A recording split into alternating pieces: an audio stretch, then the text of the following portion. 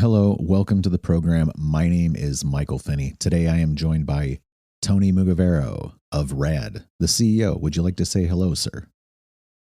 Yeah. Thanks for having me on. Thanks for having us on. Yeah, it's great to be here. Really appreciate it. Appreciate you taking the time as well. Absolutely.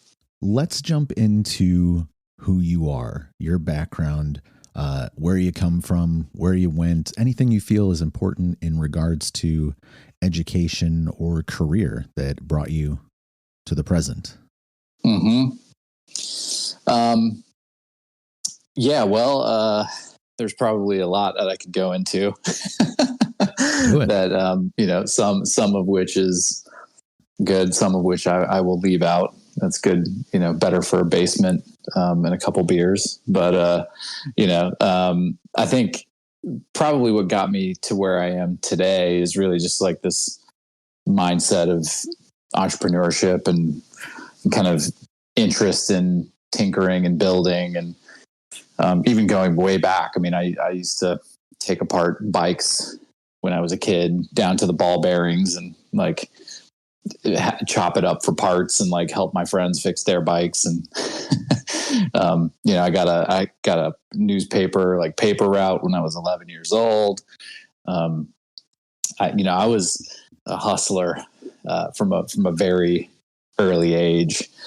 And so, I got into music and started, building out a little bit of a music studio. And while I was in college and went to school for computer engineering, just kind of had this blending of the media technology world that, I found interesting. It wasn't just become a musician and kind of go super hard down that route. I was really interested in like what computers could enable for you to make music and how you could distribute that music on the internet and building a website to make that discoverable. And so it was never just about the process of creating something. It was just the intersection of creation and technology.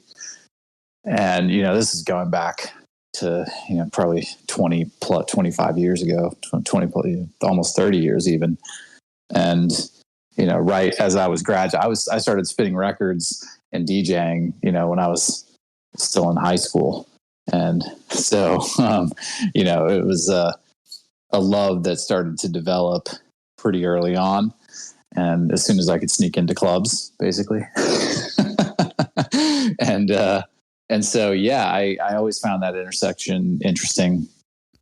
And the first real job I got in the media business was writing video transcoders. So I was kind of, working on the video stack for live streaming video in like the early 2000s. And it was B2B corporate communications. I was living in New York, and I would go to work during the day and write, services for streaming video to like Goldman Sachs. And then at night I'd go spin records at nightclubs and produce music. And so I was kind of leading two lives there. And, it starts to drag on you. And I knew I really didn't want to work for anybody else. And so I just kind of became more interested in starting my own company. And so I built at the dawn of the smartphone era, a streaming platform that was designed to help companies get video to like mobile devices. It was like early OTT kind of streaming platform, mostly geared towards like businesses, but getting video on a smartphone at the dawn of the smartphone era wasn't as straightforward as it is today. So and that's kind of like how when I tipped over into more entrepreneurship was kind of mid-late 2000s, and raised some capital and sold a couple companies, and there's like whole sagas and stories within that whole picture. But like ultimately the company that we have built now and that we're working on now originally started out as like a VR streaming company that we were doing even as early as getting like an Oculus Kickstarter and playing around with it and just knowing that 360 video would be a thing. And yeah, so we built that out, raised some capital through that. VR kind of blew up in a great way and then in a bad way. And everybody stopped making VR content, and studios pulled back, and hardware manufacturing pulled back. And so everybody kind of had to retrench and rethink things. And what I'm hearing a lot of is the nexus between media and technology, both in a hardware sense and a software sense, and then also from a creative side in terms of media, and also a broadcasting side in media. That seems to have been, at least for you personally, a good combination of the early life of your Wikipedia, let's say. Mm-hmm. Mm-hmm. Yep. Yeah, absolutely. As all of that kind of coalesces, right, to, let's say, the early 2010s, and you have the emergence of the smartphone, you've got streaming technology online. Where were you? What were you doing at that point in time? How did you get to what becomes the kernel of what is today Rad? Mm-hmm. Yeah. Yeah. I mean, I was in New York, so, lived in New York at the time, was building, I basically got a consulting job, helping Newsweek. There's a spin out of Frommers coming out of Newsweek. And so I basically was consulting for them and helping them make that transition out, and then building my own streaming platform in kind of nights and weekends. And so, through that process, went out to raise a little bit of capital, had customers like American Airlines and Pepsi doing HR training videos and things like that. And bootstrapped it, basically tried to raise a little bit of capital for it. And through the financing process, found somebody that just wanted to buy it. And so I said, okay, well, I'll put some points on the board now. You never know with these things. And so I did. And, that ultimately gave me a little bit of wiggle room to start to explore some things. I got into the co-working space and the co-working business, and worked on kind of building out some things out in Denver with this company Galvanize, which I was technically a co-founder of, and we built that up for a couple of years, and it just turned into something that I wasn't super interested in, like reselling real estate, and we had a little venture fund, which was kind of nice, but it just got away from the intersection of media and technology. So me and a couple buddies started chatting, and we got an Oculus Kickstarter and had beers one night and said, this is really interesting. We should lean into this a bit. And so we did, and started building out an ingestion pipeline for 360-degree video. There was really only a handful of companies that were producing it at a high level. And, this was back in New York, really started building the company there. You got a co-working space in downtown Manhattan, and started working with agencies and studios. And pretty soon that turned into Discovery Channel and National Geographic and, Disney, and all putting content on our platform for 360 video, because we were kind of the only place to do it, and they were all playing around with it. And so we ended up getting some huge logos on the platform pretty early, and ended up getting investment from a handful of really great investors. Everybody from Gary Vee was in on the seed round. He's still an investor today. To Disney, we went to the Disney Accelerator, and that led to Michael Eisner and Tornante investing in the company, and then Sony, and a bunch of other ones, Warner Music Group. So yeah, that first run up was very exciting.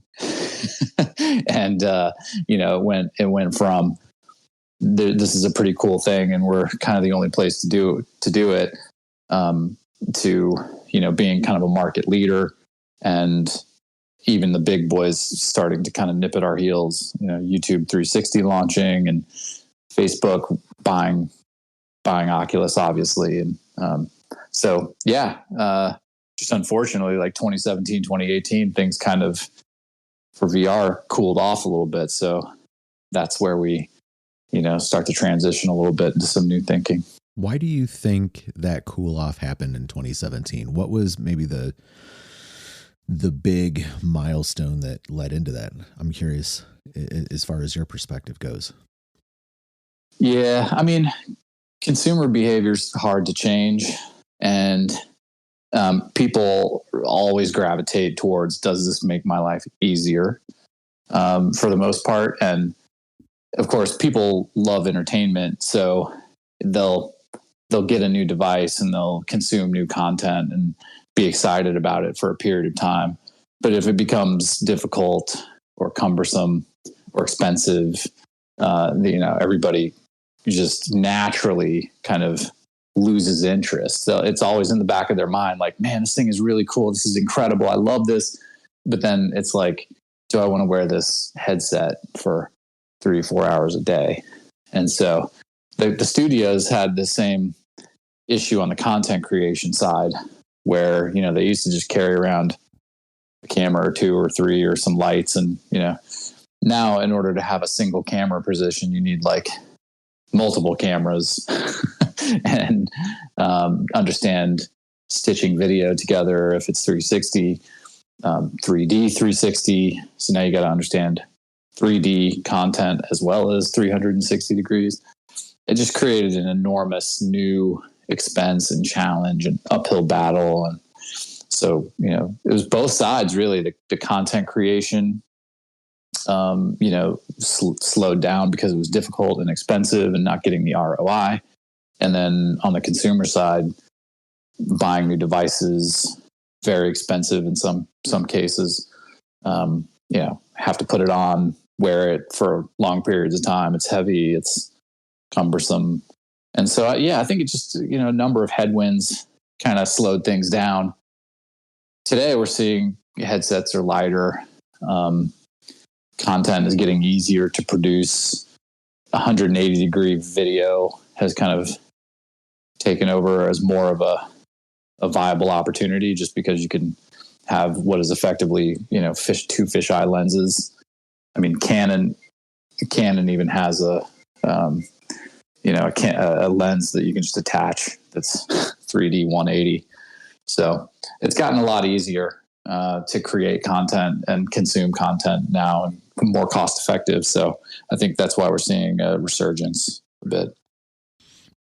We started to go into earlier a little bit of blockchain integration and utilizing crypto.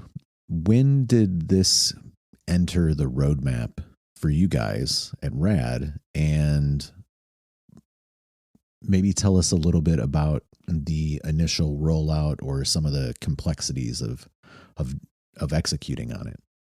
Mm-hmm. Yeah. I mean, I started playing around with Bitcoin in like 2012, and, trying to mine it. It was like, it had that little stint in Colorado for a minute. So I was like working with a couple people out there on like a couple different projects. Did a thing with my buddy who, it was basically a gambling app that we were using Bitcoin as the things to gamble with, the money to gamble with, but never launched it because we thought we'd go to jail. And so I just kind of like ended up having some Bitcoin that I just sat on and honestly forgot about, and I was one of the first customers on Coinbase and started playing around with that very early on. But it just ended up being like tougher for me to build in the moment. And so we just focused on building kind of the early stages of what the company is today in VR. And then, 2017 rolls around and VR is cooling off a bit. ICOs are going crazy. Ethereum had been out for a little while. People are kind of playing around with launching tokens and memes and whatnot. And we had a hackathon at our office in New York, and a couple people built a little Ethereum-based rewards mechanism that would reward people inside of our VR apps for watching content or subscribing to channels or taking actions. Basically, it's like a rewards program built on Ethereum. And I thought that was really cool. And that just got me going deep down the rabbit hole on what smart contracts could do. And so I basically went into a dark room, wrote a white paper around, content on blockchain, video on blockchain. And came out of that, came back to the office and said, we need to do something for this right away. And this was mid 2017 that we started playing around with this stuff and getting into early 2018. And so everybody on our team and our investors and legal, they were all nervous about it because there was no regulatory clarity then. There's still barely any now. And we were talking about launching a token and, full blown protocol and whatnot. But that's when I got really kind of super bullish on content on chain, late 2017, early 2018. And we really did have to fight to kind of convince everybody. We had to convince people on our investors. We had to change legal counsels because our existing one didn't want to touch crypto at all. And so it was a couple years there where we were really pushing and fighting and just believing in it. And we worked with Consensus in New York. They had this thing called Token Foundry, and Token Foundry launched a number of really interesting kind of early successful projects. But then we would have been one of the last ones, if not the last one, to launch. And we kind of decided not to launch through their program because we would have been launching a token and there was no regulatory clarity. So, and then as soon as we kind of pulled the plug, they shut Token Foundry down and kind of repositioned everything. And so then, crypto winter kind of set in 2019 ish. And so we were in a weird spot. We saw the future. We were excited about blockchain. We built a whole platform for it called Ara, which is still out there. It still exists and it's open source. Anybody can build on it and use it if they want. But it's just tricky timing. Of course we started to see a resurgence in, it's kind of 2020, 2021 with NFTs, DeFi had hit, NFTs start to happen. Top Shot goes crazy. OpenSea goes crazy. And then the whole NFT run. And of course, during that time, everybody started hitting us back up and saying, maybe you were right about this content on blockchain stuff. And so we did a number of things. We did stuff with DKNY, Cinedigm. We did a number of these NFT projects almost as one-offs as we were thinking we need to reorient our platform around Web3 because this is the future. We don't care about the cycles that are going to be coming up and down. We know it's going to happen. So we just need to focus on this for a while. And that's really how we transitioned from, VR is the differentiator to, Web3 is a foundational layer of ownership and payments and royalties is a true paradigm shift at a very large scale.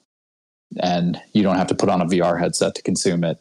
And you don't have to create crazy 360 video to create for it. It can accommodate any kind of content, be shown on any device, you can prove ownership everywhere.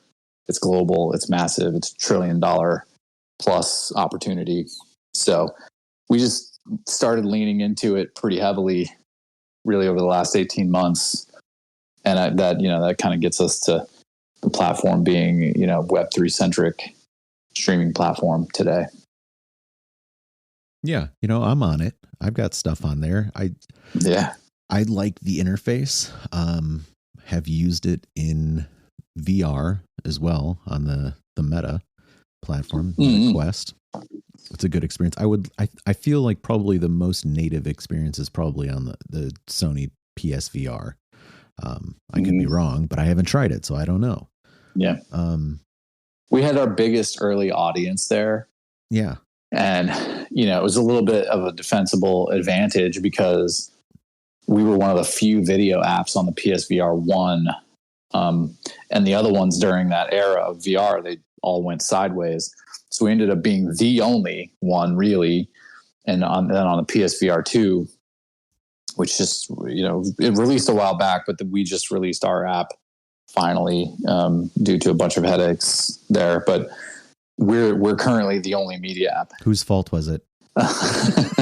Well, I mean, they gave the devices to the game developers first. And because Sony always looks at the PlayStation as a gaming device first. Yeah, that's fair. And then media apps go second. So with the PSVR, all the game developers got all the dev kits first. And then after all the games rolled out, they gave us ours. And then the way we architected the PSVR 1 and PS4 app technically worked on the PS5 and PSVR 2.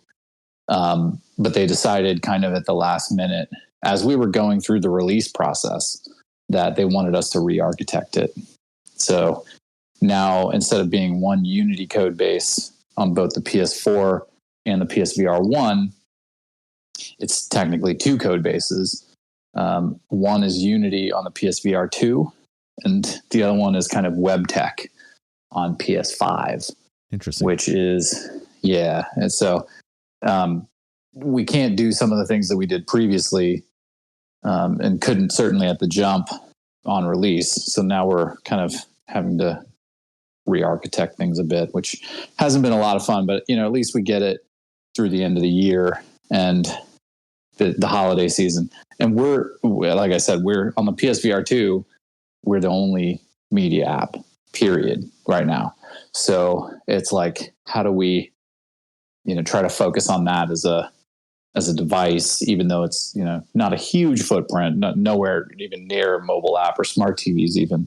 But we're trying to innovate on new devices and using new technology as our differentiators. Exclusivity is exclusivity, right?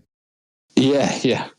Well, and this better than anybody. Like, if you want to compete with a Netflix or a Hulu or whoever, Amazon, you have to pay so much money for content, and so we can't compete on the content budgets. It's not even close. I mean, they can barely even compete with each other. Yeah.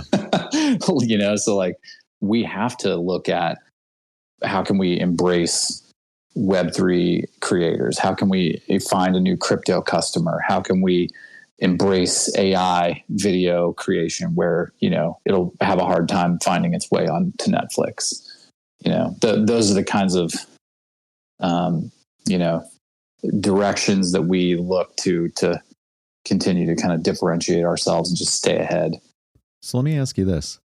From your standpoint inside of this thing, what is maybe where you're getting the strongest response, or what is making the deepest impact? Inbound and outbound sense, between crypto, the blockchain conversation in that broader sense. Is it extended reality? Is it being a media distribution platform? Is it perhaps enabling creatives to do distribution? maybe some combination of those things, maybe something else I didn't even mention. I'd like to hear some of that.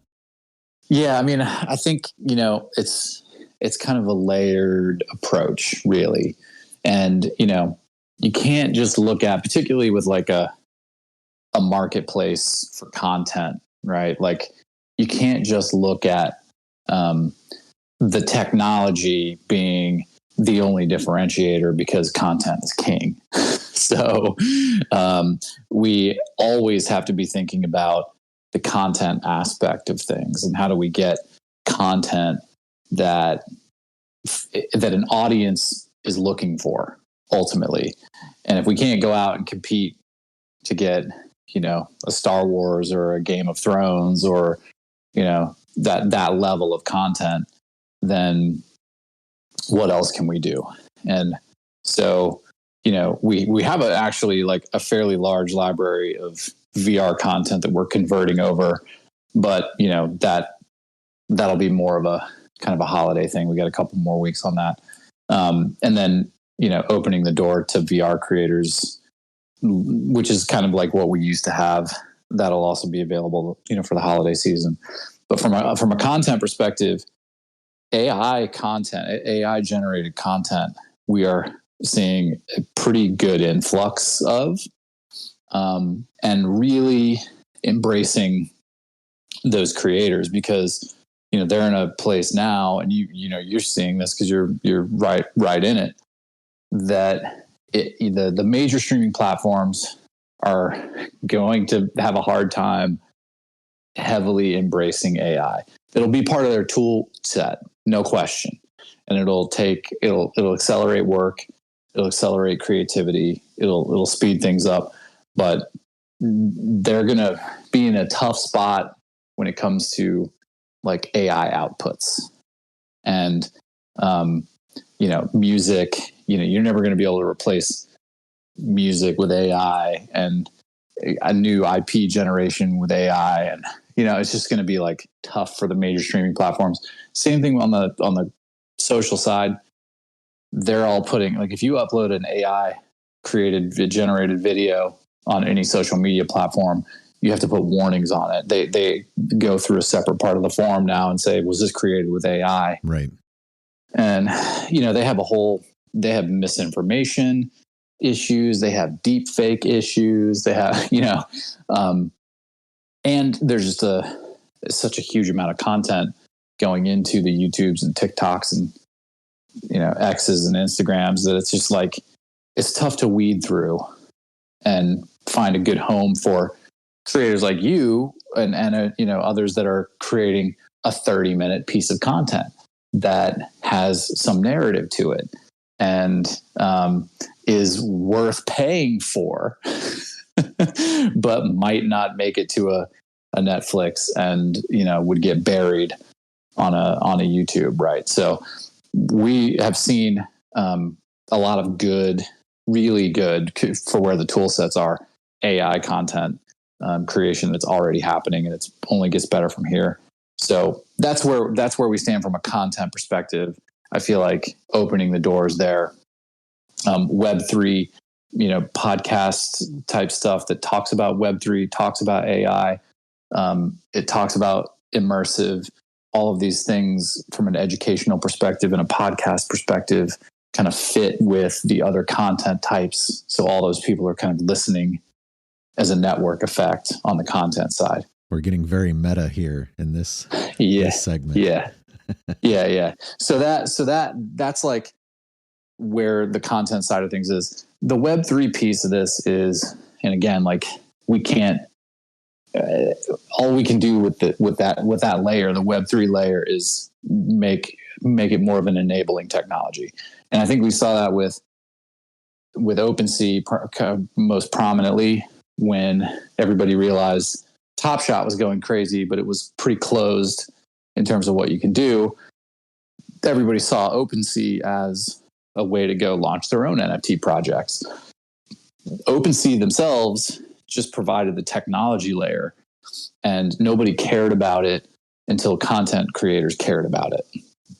But it was the underlying technology that enabled that. That was just JPEGs. and it's still just JPEGs. I mean, they let you upload like a 15 second, 30-second video, but it's not a video platform. It's not a streaming platform. It's not a music platform. It's an NFT flipping platform.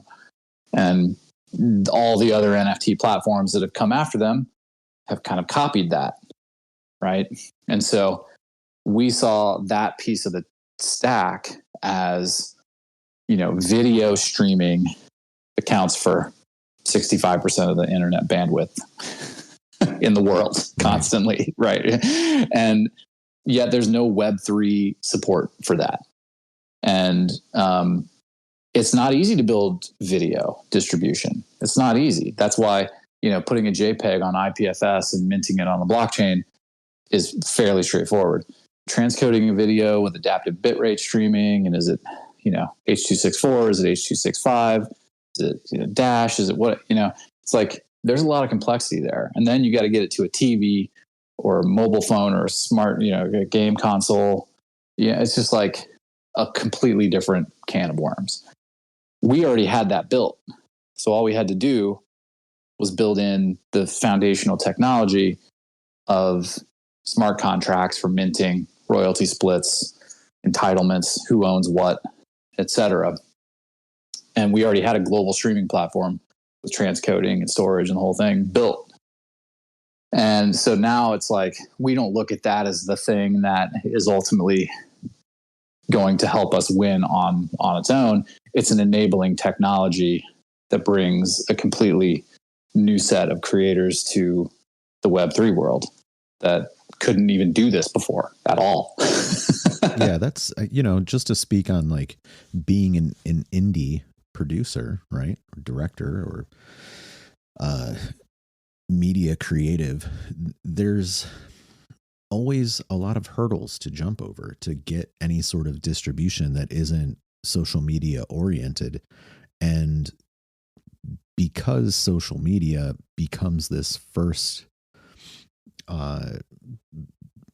beginner tier of distribution, and there are so many kind of rungs of the ladder that you have to go up with all those things, it puts the profitability or the monetization aspects further downstream. And that is a disservice. Like if I'm a musician, I can go out and play a gig and I get paid for that gig. If I'm like a video person, a producer, like that's a very tough thing to monetize on day one, because you have to build up an audience and all the rest of this stuff. I mean, you have to do that as a musician too, but like there's a lot of avenues. I mean, for a musician, in the sense of like, if you want to perform live in front of people or, those things occur. So having Rad and really any of the platforms that are exploring different, combinations of features and technology for the folks that are making stuff right now is a real benefit. Yeah. Well, and I think like the ability for people to get paid right away. I forget who wrote the article, but it's it was like the 1,000, you just need the 1,000 true fans. I'm like spacing on the name of the person that wrote it, but it's basically, if you can get 1,000 fans to pay you $10 a month, you're making 6 figures and you're doing great. All you need is 1,000 people to care about what you're doing. And if you only have 1,000 subscribers on YouTube, you're not even on the radar. Right. And so, and I think like it's a boring kind of accounting and legal perspective, but it really is powerful from a platform's perspective that, we've done paper contracts. We still have paper contracts in force with like NBC Universal. And, it's like so much boilerplate. And then you just got a couple revenue shares in there but then you got to keep track of it. And, you got to know when it expires or if it expires or if it auto renews or, and who's getting paid and what bank accounts are getting paid, and are they invoicing you, or are you, just sending them checks, and what's their bank account information? Are you wiring them info? Or that, it's just like, and then you do that over 100 deals with major studios, independent studio, it's just like impossible to manage. So if you look at it from a smart contract perspective, and this is why we started playing around with it, even back in 2017, is the efficiencies that you gain are enormous from a platform perspective. Yeah. And the number of lawyers and accountants that are in between, like, imagine the total number of lawyers that are at, iTunes and Spotify and, TuneCore and, or whatever, it's like, how many people are tracking money flowing through the system and making sure that legal agreements are enforced or, on or off or whatever. I mean, it's just insane to me. And so this opportunity around this technology is truly one of those 100x improvement on everyone's lives. But the problem is that it's just like everyone's entrenched, and they don't want to, they're protecting their jobs. They don't want to take risks. And so the major studio, we need guys like you who are like, well, no, I'm making my own content. Nobody can tell me what to do. And this is what I'm going to do. And so it's a little bit of a generational shift that is occurring, but it really is a true paradigm shift in how content is moved around and bought and sold and owned on the internet. I agree with you. I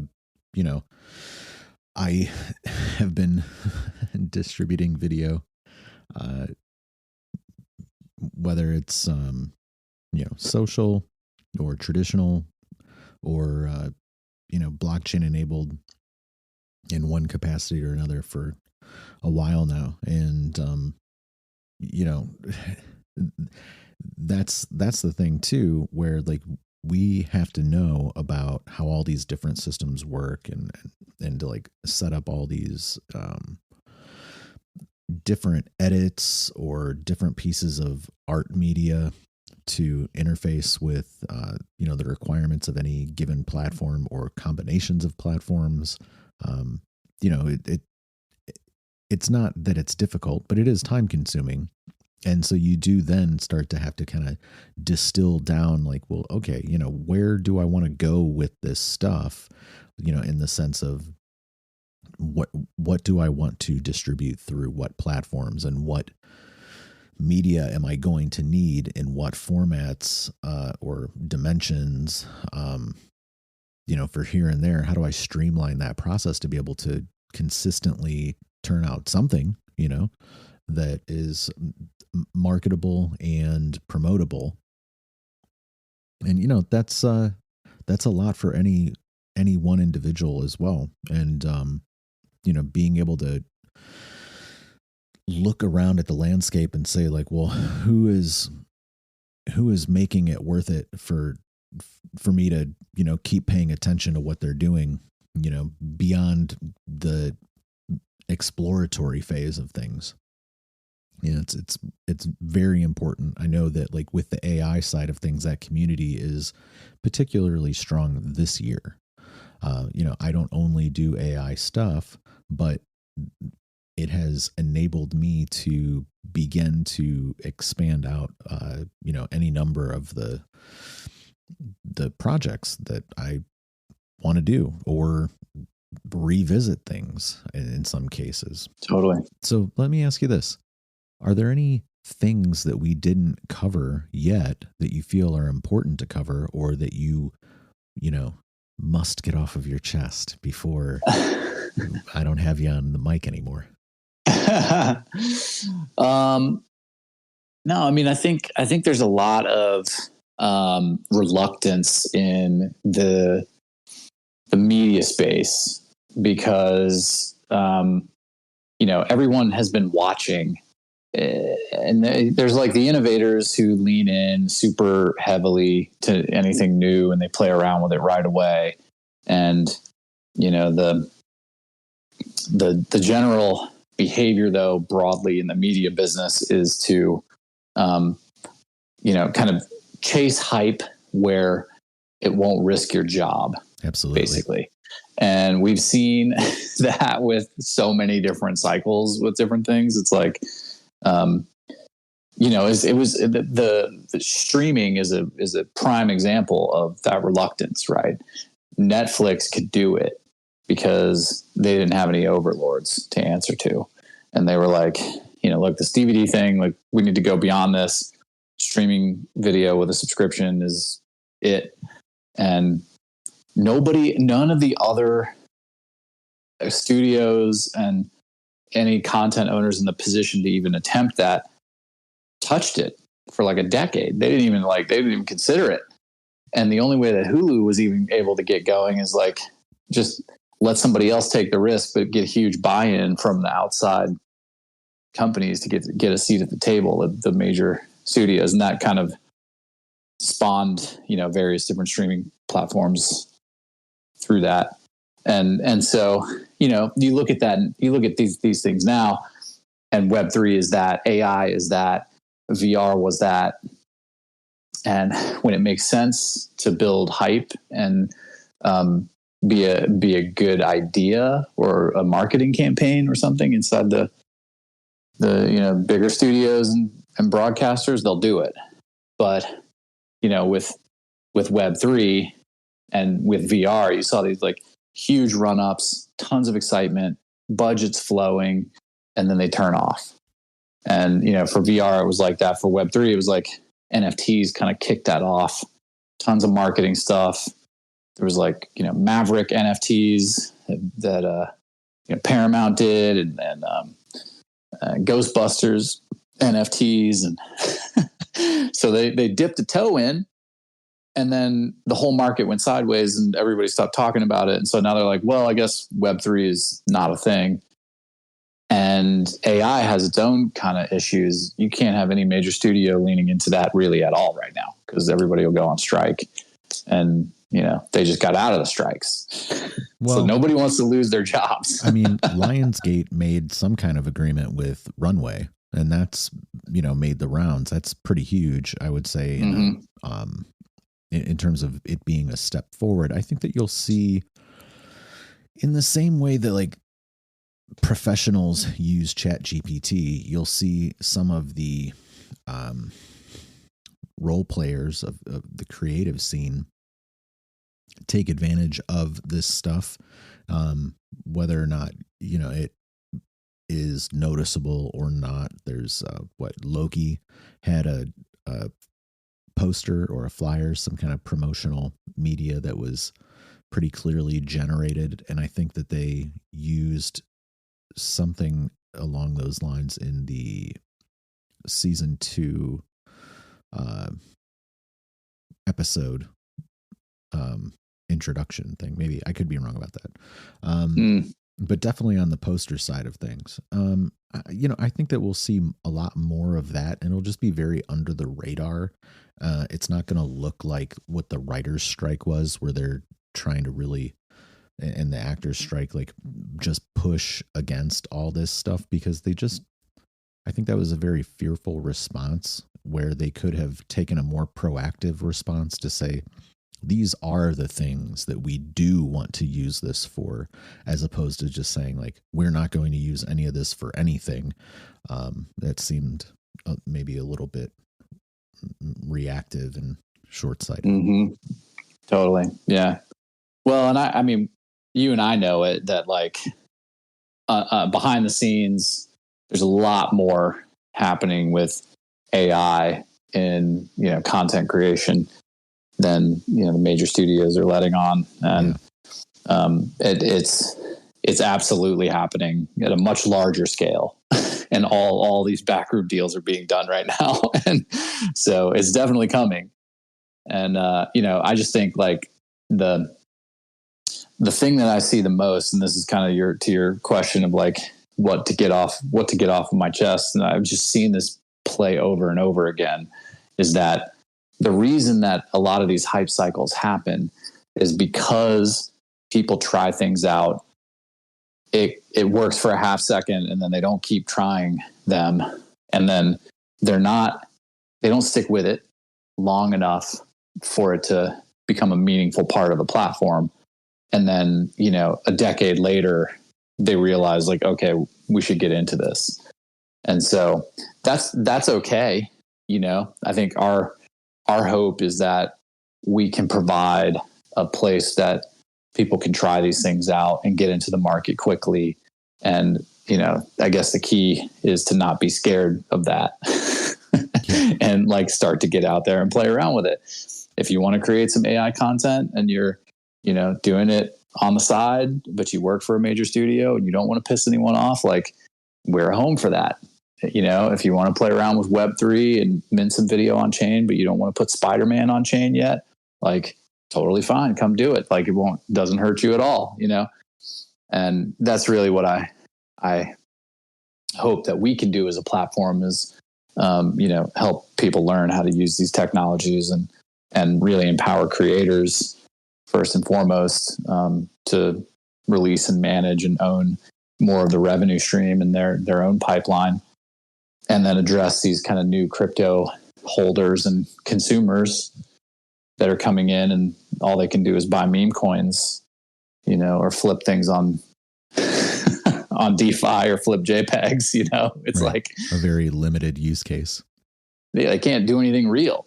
And so like we're trying to provide that realness there and just make it more of the legitimate business that we know that it is, and hope that, media companies don't get scared of, NFT was a dirty word, as of 18 months ago because everything died. But now Bitcoin's $90,000 and everybody's awake again. So, we just want to be a good home for people who are trying new things, breaking boundaries in the content space. And, we don't want people to feel like they're going to lose their jobs. Let's figure it out together. Very cool. Well, hey, Tony, I appreciate you taking the time to talk and tell us about Rad. Tell us about your career and your life. Yeah. Oh, yeah. I mean, thanks for having me. I can get long-winded. And so, I definitely appreciate it. This was awesome. Always good to chat.